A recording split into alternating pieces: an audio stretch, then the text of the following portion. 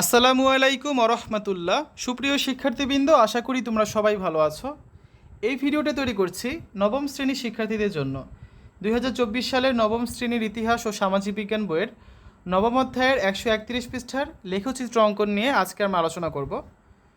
নবম শ্রেণীর ইতিহাস ও সামাজিক বিজ্ঞান নবম অধ্যায় মিলেমিশে নিরাপদে বসবাস এর পঞ্চম পর্ব এটি। তোমরা যারা এখনও অন্যান্য বিষয়ের ভিডিওগুলো দেখোনি তারা আমাদের চ্যানেলের প্লেলিস্ট অপশন থেকে ঘুরে আসতে পারো। সেখানে নবম শ্রেণীর বাংলা, ইংরেজি, গণিত, বিজ্ঞান, ডিজিটাল প্রযুক্তি, স্বাস্থ্য সুরক্ষা, জীবন ও জীবিকা, ইসলাম শিক্ষা, শিল্প ও সংস্কৃতি এবং ইতিহাস ও সামাজিক বিজ্ঞান প্রতিটা বিষয়ের জন্য কিন্তু আলাদা আলাদা করে প্লেলিস্ট তৈরি করা আছে। তো এখান থেকে তোমাদের যে বিষয়ের যে অধ্যায়ের যে পৃষ্ঠার সমাধানগুলো দরকার খুব সহজেই তোমরা দেখে নিতে পারবে। আমরা তো পৃথিবীর জনসংখ্যার অবস্থা দেখলাম, এবার চলো নিজ নিজ পরিবারের সদস্যদের নিয়ে একটা মজার কাজ করি। কাজটি করার জন্য আমরা 6 থেকে 8 জনের দলে ভাগ হব। এরপর প্রতিটি দলের সদস্যদের নারী ও পুরুষ ভেদে বয়স অনুযায়ী গ্রাফ কাগজে একটি লেখচিত্র অঙ্কন করে উপস্থাপন করব। আমরা যে লেখচিত্রটি অঙ্কন করব সেটি যখন কোনো দেশ বা অঞ্চলের জন্য করা হয় তখন তাকে বলে জনসংখ্যা পিরামিড। এখানে একটা জনসংখ্যা পিরামিডের ছবি দেওয়া আছে। এখানে দেখো বাম পাশে আছে কি পুরুষ এবং ডান পাশে আছে নারী। তো বিভিন্ন বয়সের এখানে পুরুষ এবং নারীদের সংখ্যা দেখানো হচ্ছে। এগুলোকে যদি আমরা একজন দুজন হিসেবে না চিন্তা করি, মনে করো এই শূন্য, ঠিক আছে, কোনো একটা দেশের জনসংখ্যা, এগুলোকে মনে করো আমরা 1 লক্ষ হিসেবে চিন্তা করি। 1 লক্ষ, 2 লক্ষ, 3 লক্ষ, 4 লক্ষ, 5 লক্ষ। এদিকে হচ্ছে মহিলাদেরটা বা নারীদেরটা, এদিকে পুরুষেরটা 1 লক্ষ, 2 লক্ষ, 3 লক্ষ, 4 লক্ষ, 5 লক্ষ। এভাবে যদি হিসাব করি তাহলে দেখো কী দাঁড়াচ্ছে। 0 থেকে 4 বছর বয়সী পুরুষের সংখ্যা কত? 5 লক্ষ। নারীর সংখ্যা 5 লক্ষ। 5 থেকে 9 বছর বয়সী পুরুষের সংখ্যা 4 লক্ষ থেকে একটু বেশি, আর নারীদের সংখ্যাও 4 লক্ষ থেকে একটু বেশি। এভাবে করে 10 থেকে 14, 15 থেকে 19, 20 থেকে 24, 25 থেকে 29, 30 থেকে 34, 35 থেকে 39, মানে 5 বছর করে করে 40 থেকে 44, 45 থেকে 49, 50 থেকে 54, 55 থেকে 59, 60 থেকে 64, 65 থেকে 69, 70 থেকে 74, 75 থেকে 79 এবং 80 প্লাস, অর্থাৎ সবচেয়ে কম দেখো 80 প্লাসে পুরুষ তুলনামূলক বেশি আছে নারীদের থেকে, খুবই অল্প পরিমাণে আছে। তো এভাবে করে আমরা পুরুষ ও নারীর সংখ্যা দেখলাম এটা দেশের জন্য। জেনে রাখো, জনসংখ্যা পিরামিড হলো একটি গ্রাফিক্যাল উপস্থাপনা যার মাধ্যমে একটি দেশ বা অঞ্চলের জনসংখ্যার বয়সের বণ্টন প্রদর্শন করা হয়। গ্রাফের কেন্দ্র থেকে বাম দিকে পুরুষ এবং ডান দিকে নারী চিহ্নিত করা হয়। জনসংখ্যার আকার এক্স অক্ষে দেখানো হয় এবং ওয়াই অক্ষে বয়স দেখানো হয়। আমরা শ্রেণী শিক্ষকের সহায়তায় একটি দল গঠন করেছি। আমাদের দলের নাম দোলন চাপা। আমাদের দলের সদস্য সংখ্যা 6 জন। আমরা প্রত্যেকে আমাদের পরিবারের সদস্য সংখ্যা অনুযায়ী একটি করে লেখচিত্র অঙ্কন করেছি। এ চিত্র অঙ্কনে আমরা দলের সহায়তা গ্রহণ করেছি। নাম আব্দুর রহমান। পরিবারের সদস্য সংখ্যা 7 জন।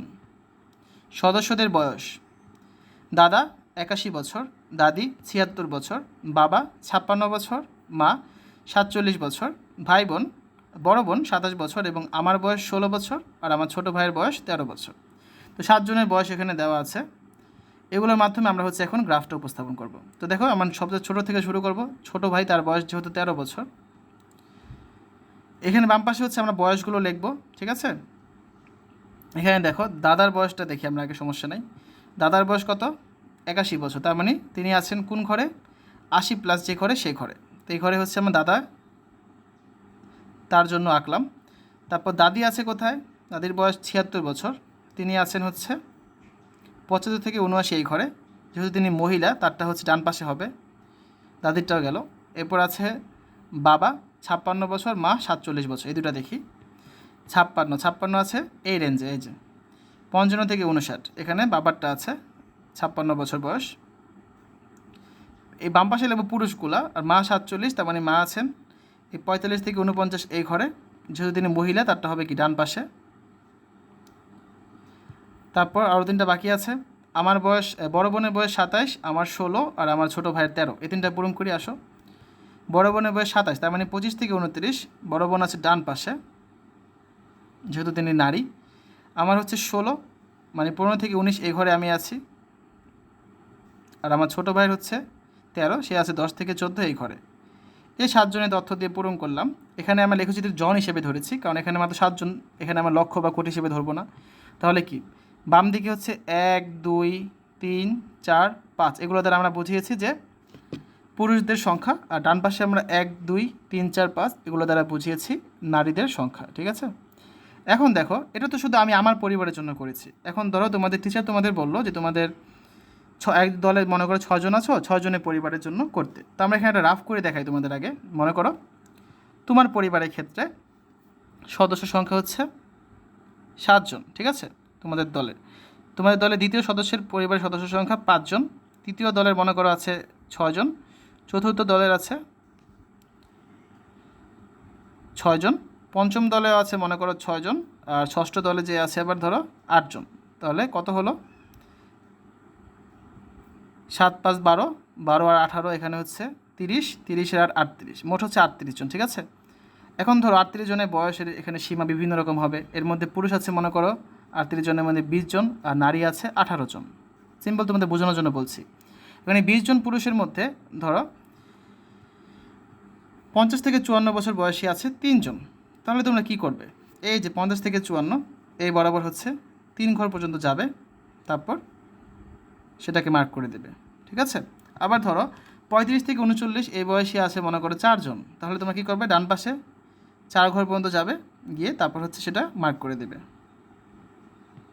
এভাবে করেই আমরা এই দেখো 4 বরাবর যাবো, এখানে হচ্ছে আমরা 3 বরাবর গিয়েছি। ওকে, এভাবে করে তোমরা এই লেখচিত্র আঁকবে। যদি তোমাদের দলগতভাবে আঁকতে বলে একটা লেখচিত্র, আর প্রত্যেকে পার্সোনালি বললে যেটা আমরা দেখালাম এভাবে করে করলেই হবে। তোমার লেখচিত্র নিয়ে বিস্তারিত আলোচনা করলাম, আশা করি বুঝতে পেরেছো।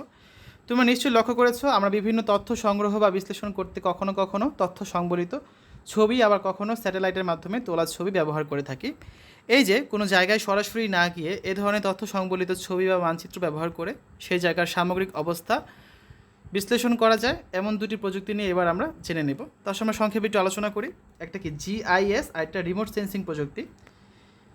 বিভিন্ন ধরনের বৈশ্বিক পরিবর্তনে একটি দৃশ্যমান রূপ হচ্ছে ভূমি ব্যবহারের পরিবর্তন। আমরা পূর্বে উল্লেখ করেছি যে ক্ষুদ্র এলাকার ভূমি ব্যবহারে ও আচ্ছাদনের পরিবর্তন খালি চোখে দেখে বোঝা গেল, বৃহৎ এলাকার পরিবর্তনের সামগ্রিক রূপ একসঙ্গে বোঝা প্রায় অসম্ভব। বর্তমান যুগে এই ধরনের বৃহৎ এলাকার এবং দীর্ঘ সময়ের পরিবর্তন বুঝতে আমরা আধুনিক রিমোট সেন্সিং এবং GIS প্রযুক্তি ব্যবহার করে থাকি। রিমোট সেন্সিংয়ের অর্থ দূর অনুধাবন। রিমোট সেন্সিং প্রযুক্তিকে আমরা মূলত কোনো স্যাটেলাইট বা উড়োজাহাজ বা ড্রোন ব্যবহার করে পৃথিবী পৃষ্ঠের বিভিন্ন স্থানের তথ্য সংবলিত ছবি সংগ্রহ করি, যা পরবর্তী সময় কম্পিউটারে নানা প্রযুক্তি ব্যবহারের মাধ্যমে আমাদের প্রয়োজন অনুযায়ী বিশ্লেষণ করে ব্যবহার করি। আবার বর্তমান বিশ্বে নানাবিধ তথ্য সমৃদ্ধ মানচিত্রের ব্যবহার অনেক বেড়েছে। যে কোনো স্থানে ভৌগোলিক, আর্থসামাজিক, বিদ্যমান সম্পদ, ঝুঁকি, দুর্যোগসহ নানা তথ্য স্থানিক পরিসরে কীভাবে বিন্যস্ত করা যায় তা মানচিত্রের মাধ্যমে সবচেয়ে তথ্যবহুল উপায়ে বিশ্লেষণ ও উপস্থাপন করা যায়। আর এক্ষেত্রে GIS, জিওগ্রাফিক্যাল ইনফরমেশন সিস্টেম এর মতো কম্পিউটার ভিত্তিক প্রযুক্তি আমাদের জন্য অনেক বেশি সহায়ক হয়েছে। এই অংশে আমরা রিমোট সেন্সিং ও GIS প্রযুক্তির কাজ করার পদ্ধতি, অগ্রগতি, প্রয়োজনীয়তা ও ব্যবহার সম্পর্কে জানব। রিমোট সেন্সিং বা দূর অনুধাবন সম্পর্কে এখানে লেখা আছে, তোমরা হচ্ছে এই জিনিসগুলো বই থেকে পড়ে নেবে। তো আমরা পরবর্তী ক্লাসে 138 পৃষ্ঠার নমুনা কাজের তালিকা, এখানে কিছু কাজের তালিকা আছে, এই নিয়ে হচ্ছে আমরা একটা ভিডিও তৈরি করব এবং এই ছকটা পূরণ করে দেব।